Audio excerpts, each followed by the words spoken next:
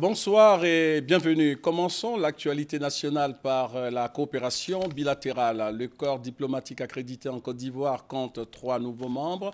Il s'agit des ambassadeurs des républiques du Burkina Faso, de la Colombie, pays de l'Amérique du Sud, et enfin du Royaume de Norvège.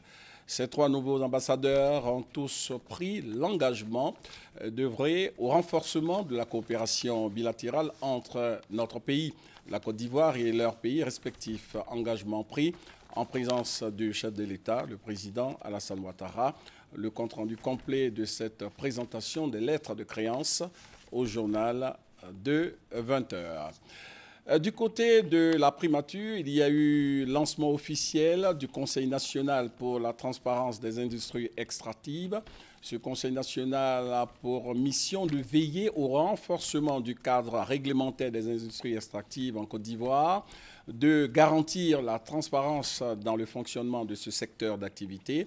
Ce Conseil national, officiellement installé ce jeudi en présence du Premier ministre Daniel Kablan-Duncan, aura également pour mission de proposer des solutions à l'orpaillage sauvage. Et au cours de cette cérémonie, le Premier ministre s'est exprimé. Nous vous proposons un extrait de son intervention. Le gouvernement s'est engagé à mettre en œuvre les réformes nécessaires pour faire de la Côte d'Ivoire un pays minier majeur. Ce comité, qui est l'émanation de tous les ministères impliqués directement ou indirectement dans la gestion des ressources naturelles, est l'organe chargé d'assister le gouvernement dans sa mission de supervision pour la mise en œuvre des principes de l'initiative pour la transparence des industries extractives.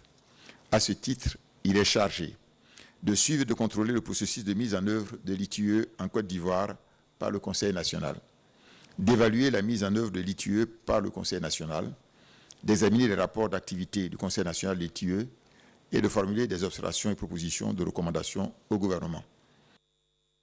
Les détails à 20 h. La ministre de la Salubrité urbaine et de l'Assainissement, Anne Loto, a annoncé ce jeudi le démarrage de la phase de répression à l'encontre de tous les contrevenants à la mesure d'interdiction des sachets plastiques en Côte d'Ivoire. Anne Loto était l'invité des rendez-vous du gouvernement.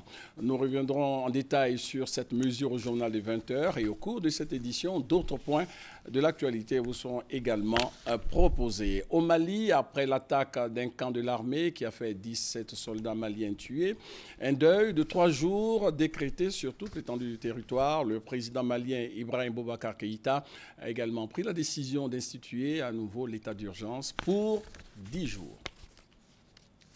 Après l'attaque meurtrière de la caserne à Nampala au Mali qui a fait 17 morts, un deuil de 3 jours est décrété sur tout le territoire national. Pour rendre hommage aux militaires disparus, Ibrahim Boubacar Keïta se rendra à Ségou, à 240 km au nord de Bamako, capitale du Mali. Sur place, il y aura aussi une visite aux militaires blessés ou hospitalisés. Un nouvel état d'urgence est institué pour 10 jours. Cette mesure doit permettre d'engager de rapides procédures sur tout le territoire afin d'assurer la sécurité des biens et des personnes. Sur le terrain, un calme précaire règne à Nampala. Dans exactement un an jour pour jour, le 21 juillet 2017, s'ouvrent ici à Abidjan les 8e Jeux de la francophonie, jeux au cours desquels la jeunesse de 80 pays du monde se donne rendez-vous pour s'exprimer au plan sportif et culturel. À 365 jours de l'événement, le directeur général du Comité national des Jeux de la francophonie a fait le point des préparatifs. Vous aurez donc le compte-rendu complet à 20 h. Jean-Baptiste Sam Etiassé, préfet Orgade, a été désigné comme administrateur pour gérer la FIF, la Fédération ivoirienne de football, le temps de renouveler les instances dirigeantes de cette fédération et de redynamiser le football en Côte d'Ivoire. Jean-Baptiste Sam Etiassé a été présenté officiellement donc ce matin aux principaux acteurs du monde du football en Côte d'Ivoire. On se retrouve à 20 h pour le tour complet de l'actualité nationale et internationale.